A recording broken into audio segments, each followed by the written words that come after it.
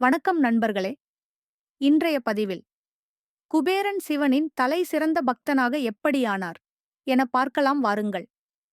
சத்குரு யக்ஷர்களின் அரசன் குபேரன். யக்ஷர்கள் இடைப்பட்ட உயிர்கள். அவர்கள் இங்கு உயிர்களாகவும் இல்லை, உயிரை கடந்தவர்களாகவும் இல்லை, இடைப்பட்டவர்கள்.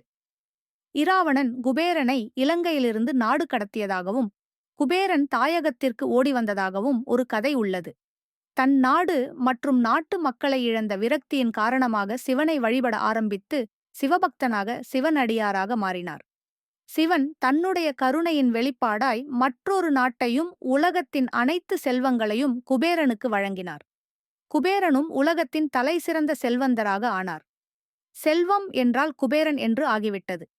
குபேரன் ஒரு சிறந்த பக்தனாக ஆனார். எப்போது ஒரு பக்தன்தான் சிறந்த பக்தன் என்று உணர ஆரம்பிக்கிறானோ அப்போதே அனைத்தையும் இழந்தவனாகிறான். அவர் ஏன் அப்படி நினைத்தார் என்றால், அவர் சிவனுக்காக மிகப் பெரும் அளவிலான செல்வங்களை அர்ப்பணித்தார். ஆனால் சிவன் அவருக்கு அர்ப்பணிக்கப்பட்ட பொருள்களில் இருந்து திருநீற்றைத் தவிர வேறு எதையும் தொட்டது கூட இல்லை.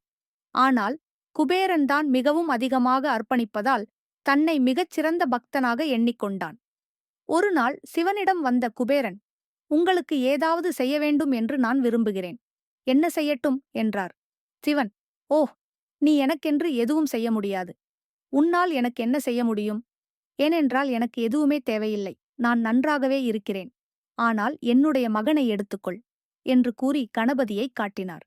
இந்த பையன்தான் எப்போதும் பசியோடே இருக்கிறான். அவனுக்கு நன்றாக உணவளி என்றார். அது ஒன்றும் பிரச்சனை இல்லை என்ற குபேரன் கணபதியை மதிய உணவு உண்ண அழைத்துச் சென்றார். அவர்கள் கணபதிக்கு உணவு பரிமாறினார்கள்.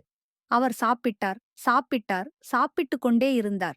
அவர்கள் உணவு பரிமாறிக் கொண்டே இருந்தார்கள். அவரும் சாப்பிட்டுக் கொண்டே இருந்தார். குபேரன் நூற்றுக்கணக்கான சமையல்காரர்களை வரவழைத்து மிகப்பெரிய அளவில் சமைக்க ஆரம்பித்தார். அவர்கள் இந்த உணவு அனைத்தையும் பரிமாறினர். ஆனால் அவர் சாப்பிட்டுக் கொண்டே இருந்தார். பயந்து போன குபேரன், நிறுத்துங்கள், இப்படியே நீங்கள் சாப்பிட்டுக் கொண்டே இருந்தால் வயிறு வெடித்துவிடும் என்றார். அதற்கு கணபதி, நீங்கள் ஒன்றும் கவலைப்பட வேண்டாம். பாருங்கள், நான் இந்த பாம்பை அரைக்கச்சாக அணிந்திருக்கிறேன். என்னுடைய வயிற்றைப் பற்றி நீங்கள் கவலைப்பட வேண்டாம். எனக்கு பசிக்கிறது, பரிமாறுங்கள் என்றார். நீங்கள்தானே என்னுடைய பசியை கவனித்துக் கொள்கிறேன் என்று சொன்னீர்கள் என்றார். குபேரன் தன் சொத்து முழுவதையும் செலவிட்டான்.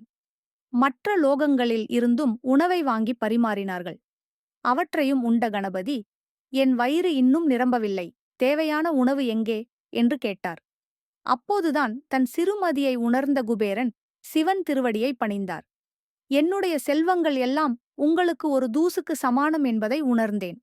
ஒரு பெரும் பக்தன் என்று என்னை தவறாக நினைத்து நீங்கள் எனக்கு ஏற்கனவே கொடுத்ததில் ஒரு சிறு பங்கை திருப்பிக் கொடுத்தேன் என்றார். அந்த கணத்திலிருந்து அவரது வாழ்க்கை மாறுபட்ட திசையில் நகரத் தொடங்கியது. இறைவனுக்கு அர்ப்பணிப்பது என்பது பொருள்களைக் கொடுப்பது அல்ல, அது கொடுக்கிறேன் என்ற அகங்காரத்தையே அர்ப்பணிப்பதாகும். இறைவனுக்கான நமது அர்ப்பணிப்பு நம் இதயத்தின் தூய்மை மற்றும் அகங்காரமற்ற நிலையைச் சார்ந்துள்ளது. நாம் அளிக்கும் பொருள்களின் அளவைச் சார்ந்தது அல்ல.